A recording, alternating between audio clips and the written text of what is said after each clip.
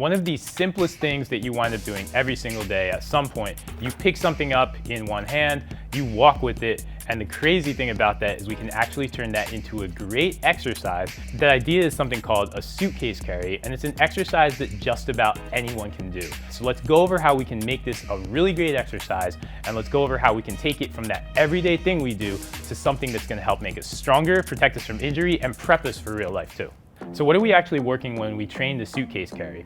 Overall, we're gonna train every single muscle in our body. We're picking up a large load. We have to maintain that. That's gonna train our legs because we're walking. Our abs get a lot of work.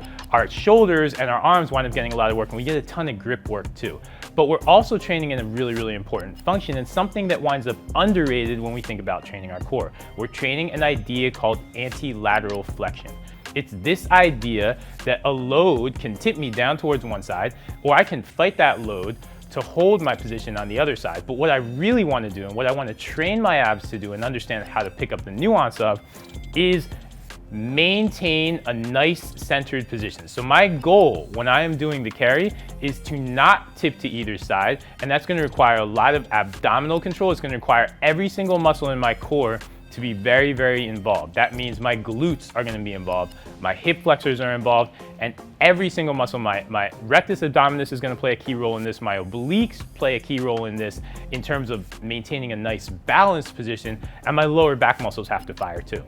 In addition to that, whenever we do any sort of carry, our shoulder complex is very involved in this, and it's really gonna help our posture because we've got to think of getting our shoulders down and back. That means our shoulder blades are really involved. Our rhomboids, the thick muscles between our shoulder blades, are gonna have to really squeeze and own a nice postural position. Our traps are gonna be a little bit involved, and our shoulders, my deltoids, are gonna be involved too. So we're getting a lot of bang for our buck. The final thing is we're gonna be picking up a heavy load, and we're gonna have to hold it, and we're gonna walk with it for a sustained period of time. And no matter what implement you're using for this, that means that your forearm muscles are gonna be highly involved in this motion as well. In addition to all that, we're gonna get a great cardio benefit from this because you have to walk with the load and you have to maintain all that tightness in your body as you do that. So we're gonna elevate our heart rate as we go. We're gonna wind up breathing a lot more heavily than we think, especially because we're gonna lift something heavy. One of the goals of the suitcase carry, once we do it, is to pick up something heavy and to push that load. Don't lift up something light, but make sure you're attacking something. That gives you an idea of what you're training with the suitcase carry, but it is not as simple as just picking up a weight. Let's go over a couple things we want to think about in terms of executing the suitcase carry so that we can get the most out of it. And again, take this from just walking home with your grocery bag to turning it into an exercise that's going to make you stronger. So how do we do the suitcase carry? You are used to picking up a suitcase, a grocery bag, your child, anything, and walking with it in that offset fashion. So you think you understand how to do it. But what we want to do once we turn this into an exercise is we really want to focus on a couple key points. The main key point I want you to think about whenever you're doing the suitcase carry is your goal is to make it look easy. Make it look like you're not carrying something in an offset fashion. Whenever we carry something offset, our body is naturally going to want to tip down to the side of whatever heavy load we have. We don't want to do that. Also, if we fight too hard to not tip down to the side of the load, our body is going to tip to the other side. And we also don't want to do that. So our goal is to make it look as if we're not carrying anything. And that requires us to flex our abs, to tighten our glutes, and to tighten our obliques and try to maintain and do everything possible to keep our hips and shoulders square to the front. So that's what I mean when I say make it look easy. That is your first goal in the suitcase carry, and as you walk, it's gonna prove a lot more challenging than you think. Once we do that and once we have that down, we also want to go over a couple postural ideas, which are also going to be overall benefits as we do the suitcase carry. So we want to think about a couple of things, and we want to be very, very careful with our positioning in a couple ways. First thing I want you to do is really think about your shoulder, one on the side where we're carrying the load, but also on the opposite side. So I want you to think about squeezing your shoulder blades.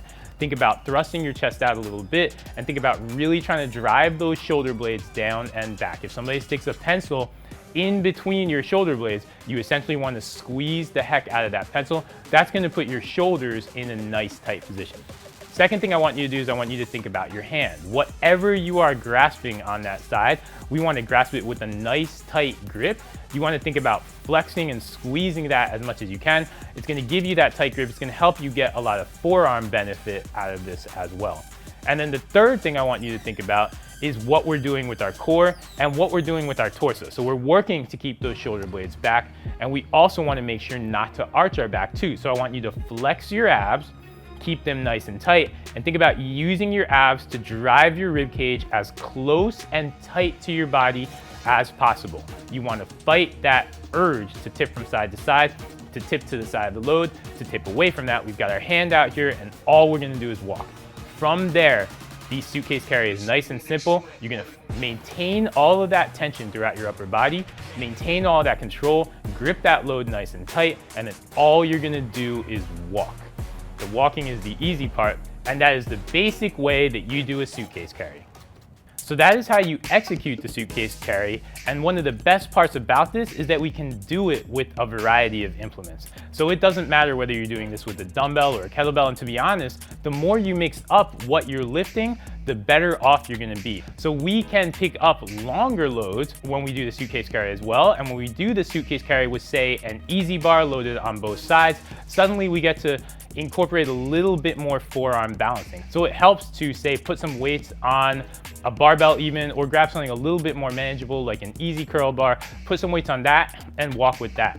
We can also mix things up even further and make this a little bit more of a grip challenge by grabbing, say, a 45-pound plate, or even something lighter than that, grab it. Or if you're really, really strong, try to grab two 45-pound plates, good luck with that. And then we're gonna challenge our forearm muscles to really grip as we're moving. So we have options in terms of the implements that we're going to use with the suitcase carry, and I really, really encourage you to try to mix it up.